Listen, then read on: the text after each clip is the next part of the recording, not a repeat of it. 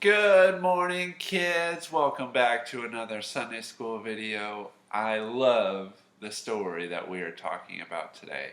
Today, we are not talking about David because time has passed.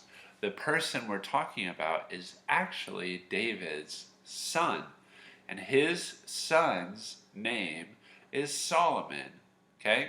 Solomon. Now, Solomon grows up, and just as is expected, he becomes king after his father David. And Solomon, he is known to have, just like his father, a reign that involves great peace, right? He actually made peace with Egypt, that country that had had all the Israels be slaves for so long. Now they're actually at peace. What a great thing. And so Solomon, he's still pretty new to this whole being king thing. And one night, he lays his head softly on his pillow and he goes sweetly to sleep. And he has a dream. And in the dream, God tells Solomon, he says, "Ask me for one thing and I will give it to you."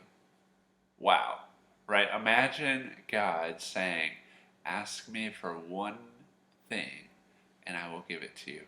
What would you ask God for? Think about that. That's kind of an interesting question. If God said, "I'll give you one thing," what would you ask him for? So in the dream, Solomon, he's thinking, he's like, "Oh gosh, what should I ask for?" And he says, "God, I am young. I don't know enough yet, and I want to be a good king for you and your people. So give me a heart that can discern," that's a big word, "that can know the difference between right and wrong." Another way to think about this, Solomon says, "God, give me wisdom." And when God hears that this is what Solomon asked for, God is so excited because he could have asked for anything. He could have said, "Give me $1,000,000. Give me the biggest mansion. Give me the best wife. Give me the best children. Give me the best animals. Give me really cool Legos," right? He could have asked for anything. But what did he care about?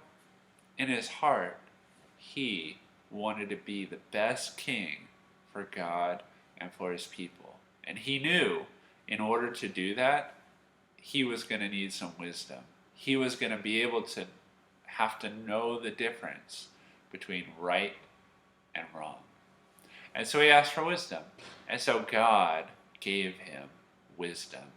And Solomon was actually known as being one of the most wise people who ever lived.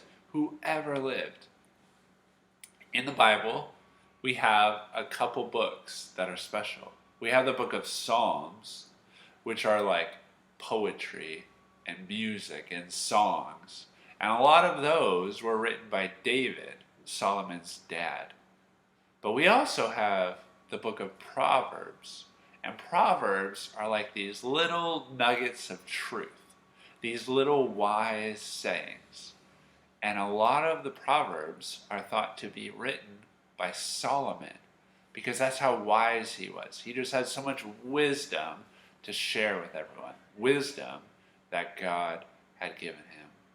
So I hope that you can be wise this week. I hope that you can tell the difference between what is right and what is wrong.